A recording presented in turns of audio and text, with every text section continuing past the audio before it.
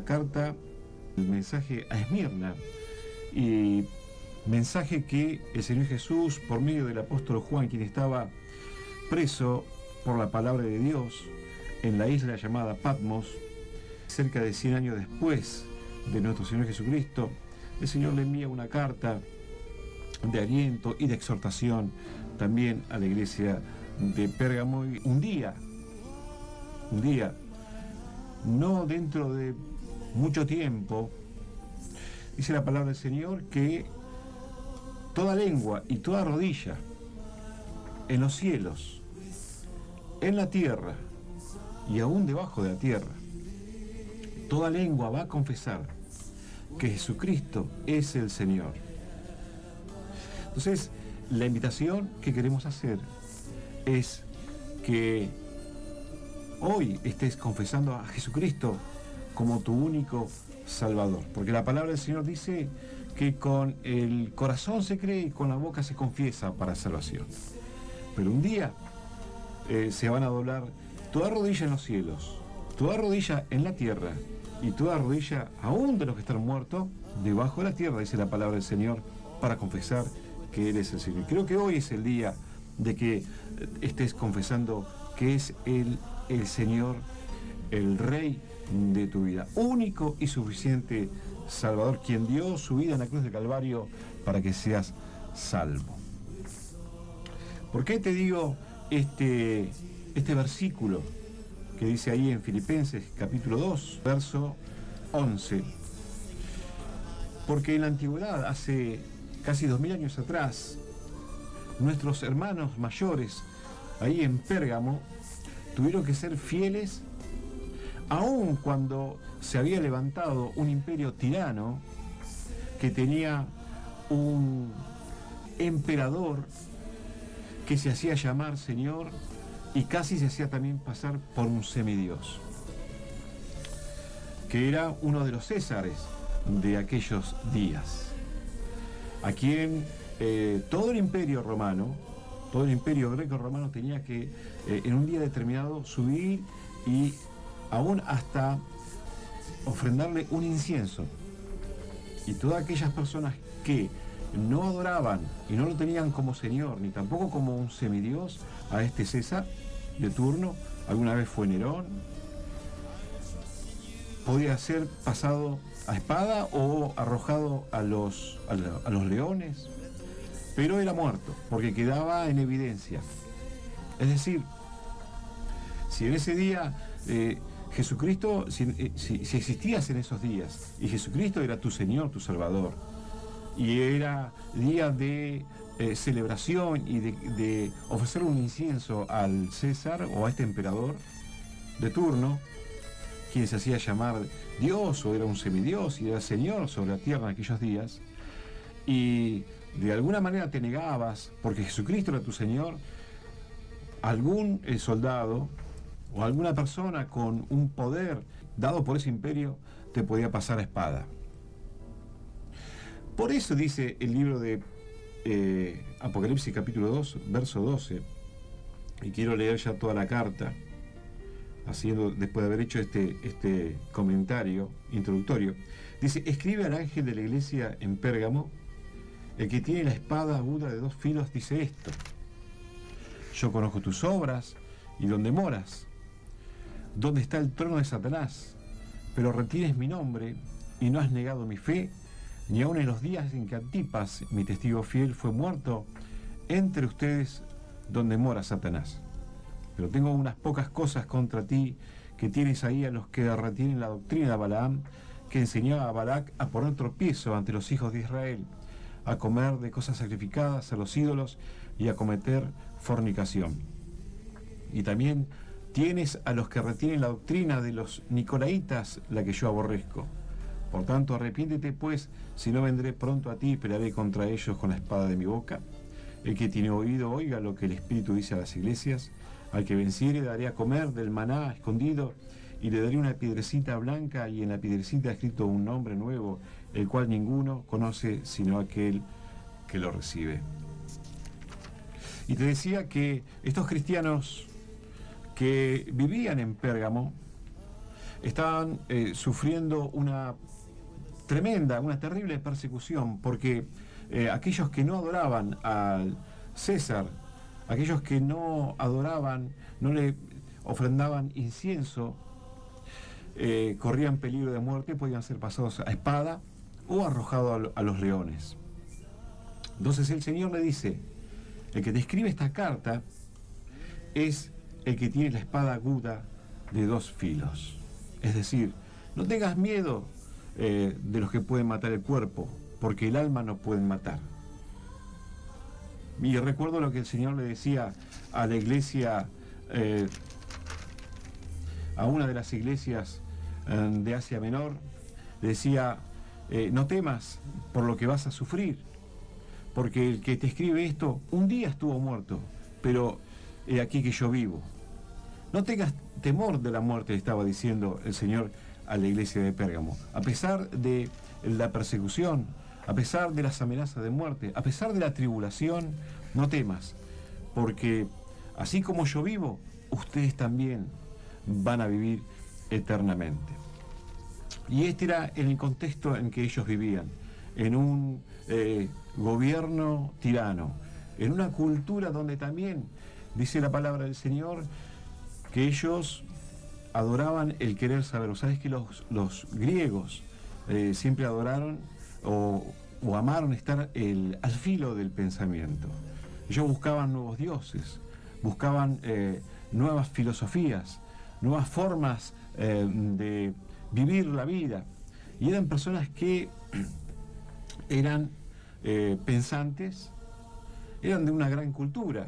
Así que no estamos hablando de gente ignorante desde el punto de vista humano, pero sí estaban ciegos en cuanto a la palabra del Señor. La palabra del Señor no podía estar en el corazón de ellos o en la mente. ¿Sabes por qué? Porque ellos eran sabios en su propia opinión. Y alguna vez alguien dijo que cuanto más cultura, más demonios hay. Es decir, menos la palabra del Señor puede entrar. Así que cuando el hombre pretende ser sabio, muchas veces se está apartando de la verdad de la Biblia. Dice el Señor a los creyentes de la iglesia de Pérgamo, dice, yo conozco tus obras y dónde moras, donde está el trono de Satanás, pero retienes mi nombre y no has negado mi fe ni aún en los días en que Antipas, mi testigo fiel, fue muerto entre vosotros donde mora Satanás. Y vos sabés que nosotros no somos salvos por obras, pero sí somos salvos para buenas obras. ¿Cuál era la buena obra que los creyentes de Pérgamo tenían? Eran su fidelidad a pesar de tan terrible persecución. El Señor dice, yo sé dónde vives, yo sé dónde moras, donde está el trono de Satanás. Qué irónico, porque cuando el Señor le prometió a la iglesia que Él un día iba a ir a preparar lugar en el cielo, dijo, muchas moradas hay en la casa de mi Padre. Pero también aquí le estaba diciendo que en la tierra, a pesar de que tenían un cielo enorme y un cielo eterno, mientras tanto en la tierra la iglesia iba a estar pasando momentos de mucha tribulación, porque iban a estar viviendo, específicamente los hermanos de Pérgamo, en donde moraban Satanás. ¿Y por qué el Señor le dice, yo conozco dónde moras, dónde está el trono de Satanás? Vos sabés que los ciudadanos de Pérgamo, allí se había levantado un trono, nada más y nada menos que el trono del dios Zeus, una estatua que se podía ver a la distancia, porque estaba en un lugar alto, donde todos en un momento iban y reverenciaban y le ofrecían incienso y le daban culto a este dios griego, dios de dioses, dios de los dioses del Olimpo, de los griegos. Y por eso el Señor está usando esta palabra, dice, yo sé dónde moras, dónde está el trono de Satanás. Así que por un lado podemos pensar que eran personas intelectuales desde el punto de vista humano, personas que les gustaba el pensamiento, pensar, nuevas filosofías, grandes oradores salieron de los griegos, pero cuanto el hombre más se alejaba de la palabra de Dios, más ídolos levantaba y adoraban a Zeus, este dios de la antigüedad, dios de los dioses del Olimpo. Así que tenían un gran problema. A pesar de que eran hombres que buscaban ser inteligentes, habían caído en una tremenda idolatría. Y la iglesia del Señor tenía que ser fiel, porque había gran persecución, no solamente por la forma de pensar que tenían, sino por lo que ellos creían. Habían abrazado la idolatría. Y dice el Señor, pero a pesar de esto, retienes mi nombre y no has negado mi fe. Y el tema de hoy, mi querido oyente, es Jesucristo es el Señor. Te decía al principio que cuando un cristiano se cruzaba con otro ciudadano de Pérgamo, el saludo habitual era César es el Señor. Y cuando un cristiano no tenía a César como Señor, tenía que decir Jesucristo es el Señor. Y ahí quedaba en evidencia. Y corría el peligro de ser echado a los leones o ser pasado a espada porque no era adorador del emperador que ellos adoraban o del Dios que ellos adoraban. En ese caso, era el emperador. Así que ellos estaban siempre bajo una gran presión, un gran peligro. Así era la vida para los primeros creyentes 100 años después de nuestro Señor Jesucristo. Y el Señor le da un ejemplo a la iglesia de Pérgamo y le dice, ¿aún no has negado mi nombre? En los días en que Antipas, mi testigo fiel, fue muerto entre vosotros, donde mora Satanás, donde está el trono. Quizás fue muerto delante de ese ídolo por no haber negado el nombre de Jesús.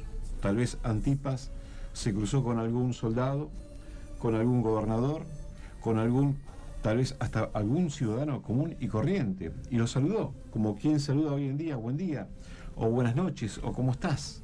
Y el saludo habitual en aquellos días era César del Señor, y Antipas tuvo que decir la verdad. No negó el nombre de Jesús, fue fiel, aunque corría peligro su muerte, su vida, y dijo, Jesús es el Señor. Y ahí dice la tradición que este hombre fiel fue asado a las brasas. Otros dicen que fue lanzado en un horno dentro de un ídolo, donde se quemaban a los que traicionaban al gobierno de turno. ¿Y quién fue Antipas?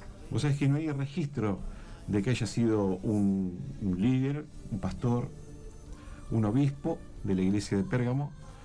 Antipas, por el nombre, es un griego, un ciudadano de Pérgamo, pero tenía a Jesucristo como el salvador de su vida, y él no fue infiel, sino que fue fiel. Y el Señor da referencia de este varón llamado Antipas, da testimonio de Antipas como ejemplo y dice, aún en los días fuiste fiel, en que Antipas, mi testigo fiel, fue muerto entre ustedes. Y lo que me llama la atención es que en el Apocalipsis, en el capítulo 19, cuando el Señor aparece, uno de sus títulos es el testigo fiel. Y con Antipas comparte ese título.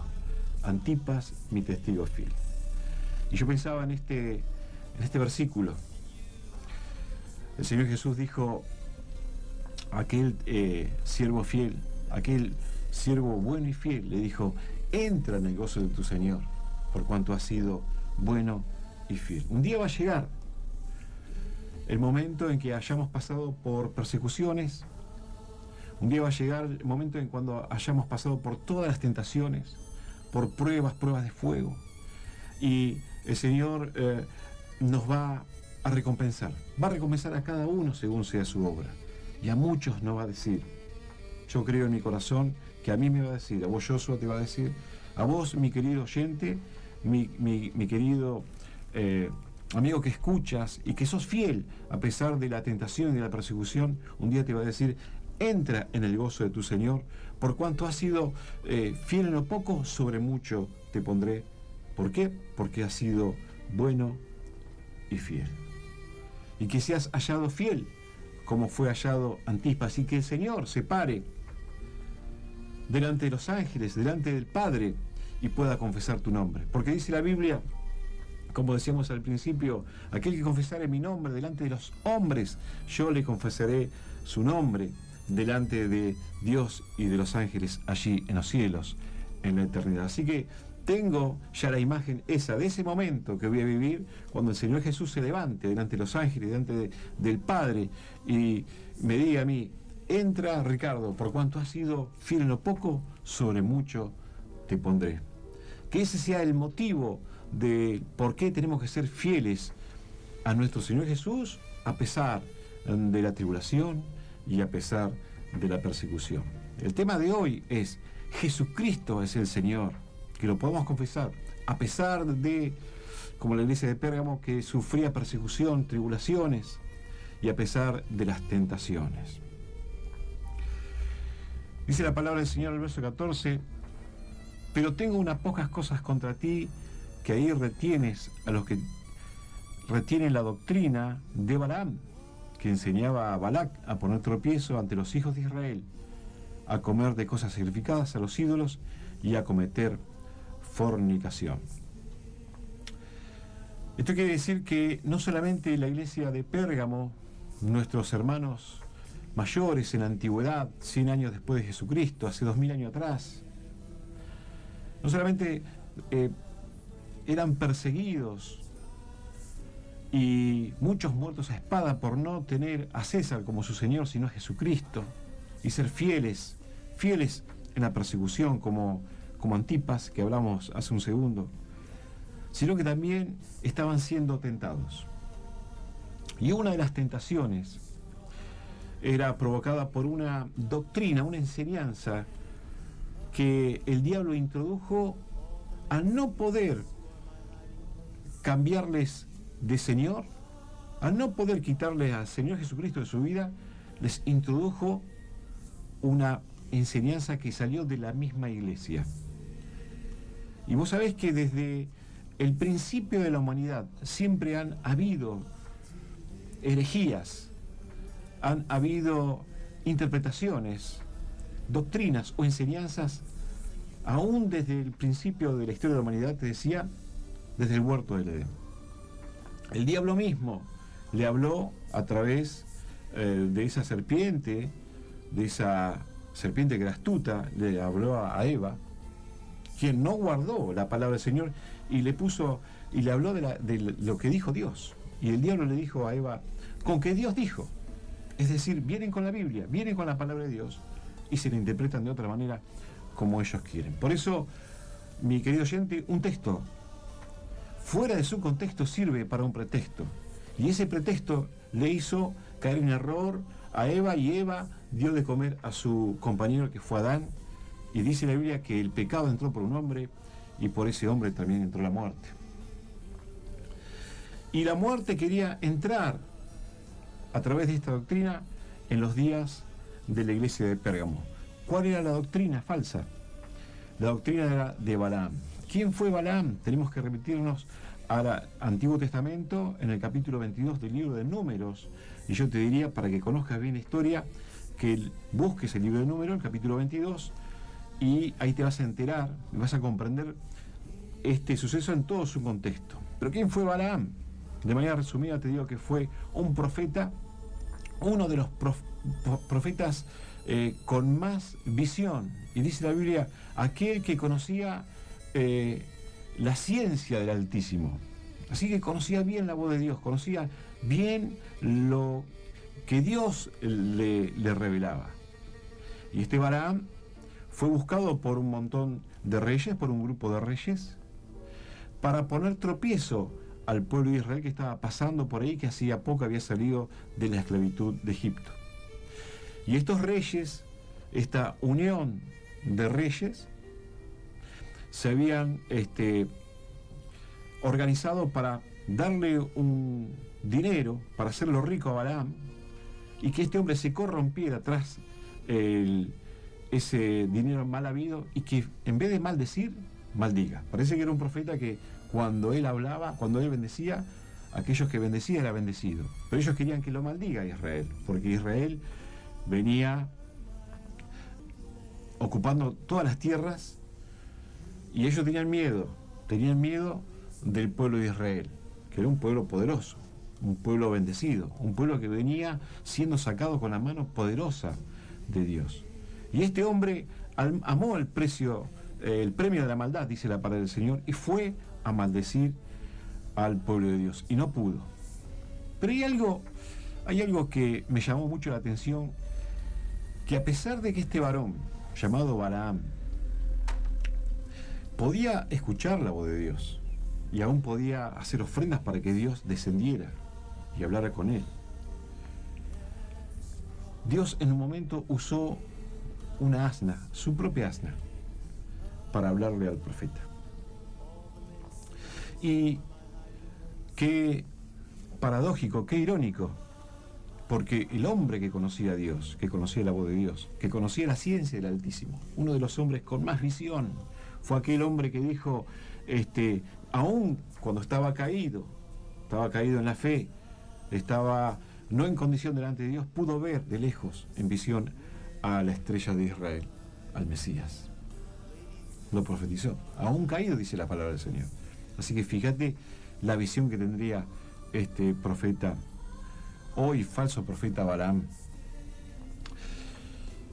Y Dios, te decía, usó un animal para hablarle, para reprenderlo, para hacerlo volver de su mal camino. Cuando él iba camino a maldecir a Israel, Dios usa su propio animal, su propia asna, para hacerlo apartar de la senda, y aún terminó hablando con ella, y ella la reprendió. Y ella le habló, porque Dios abrió la boca de Balaam. ¿Qué quiere decir esto?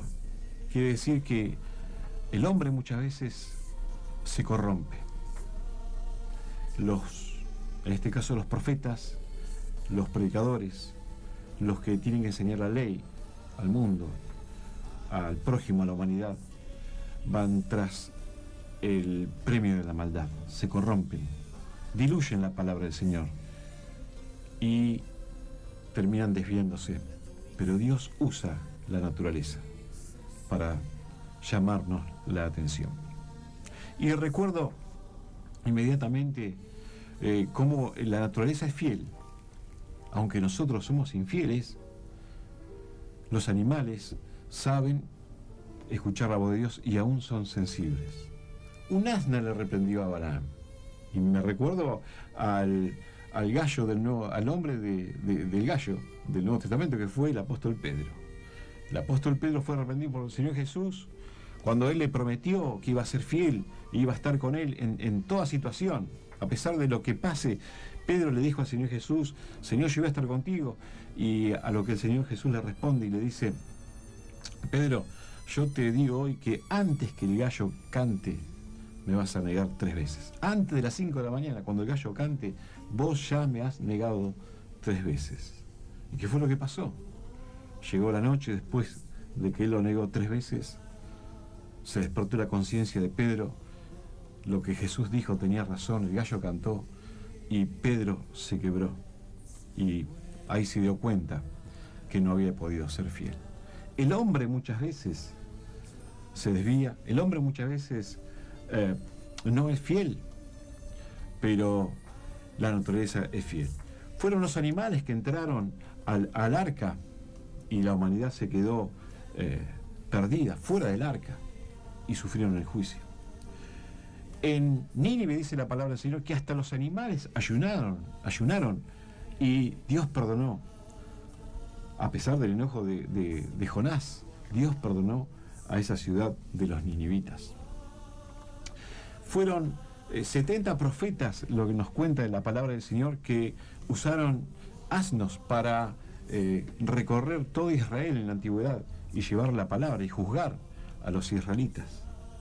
Así que vos fíjate, nosotros nos recordamos de los burros, de los asnos muchas veces, y decimos que aquel que no entiende es como un burro, pero sin embargo acá el Señor está usando un asno para llamarnos la atención, y usó un asno para llamar la atención de uno de los profetas más grandes del Antiguo Testamento. ¿Y qué si te digo que fue un hijo de una asna, un pollino, que llevó a nuestro Señor Jesús, manso y humilde, a la entrada triunfal de Jerusalén? ¿Qué te quiero decir en esta noche, mi querido oyente? Te quiero decir de que a veces la naturaleza es sensible a la voz de Dios. Las cosas que Dios ha creado a nuestro alrededor cumplen su función, cuando aún el hombre que puede oír y que puede poner su corazón a la voz de Dios y ser sensible no lo cumple. Y aún los que están encargados de llevar la palabra de Dios se corrompen yendo tras el premio de la maldad. Así que el Señor no esté usando a los animalitos, que el Señor no haga falta que el Señor use a la naturaleza para llamar la atención, sino que esta es la noche donde el Señor nos está llamando y nos está pidiendo fidelidad. Fidelidad en la tentación y fidelidad aún a pesar de la persecución. Sigue diciendo la palabra del Señor: por tanto, yo te aconsejo que te arrepientas. Verso 16. Arrepiéntete, pues si no, vendré pronto a ti y pelearé contra ellos con la espada de mi boca. ¿Sabés que Balaam le dijo a esa asna, a su propia asna, que lo había acompañado y llevado a servir al Señor durante 3 años? Le dijo: si yo tuviera una espada te mataría en este mismo instante. Él le dijo al animal que le estaba hablando. Pero ¿cómo termina la historia? El profeta Balaam, a la postre, termina siendo traspasado de espada como venganza de todo lo que le hizo al pueblo de Israel.